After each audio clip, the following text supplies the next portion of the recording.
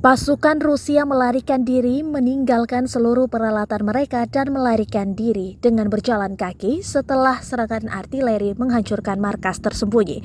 Hal tersebut disampaikan para pemimpin militer Ukraina dalam video yang diunggah di berbagai media sosial. Serangan itu menunjukkan pasukan Rusia menggali lereng curam untuk persembunyian.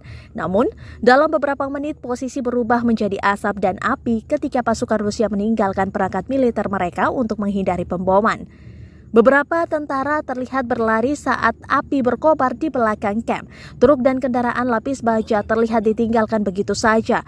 Gumpalan asap pun tersembur dan menyebar di seluruh area. Video disebutkan bersumber dari Brigade Mekanik Terpisah ke-28 yang dinamai dari Kesatria Kampanye Musim Dingin pertama pada hari Minggu 15 Mei 2022. Brigade tersebut mengatakan beginilah cara dimainkannya senjata yang diklaim sebagai artileri kesatria saat mengidentifikasi musuh.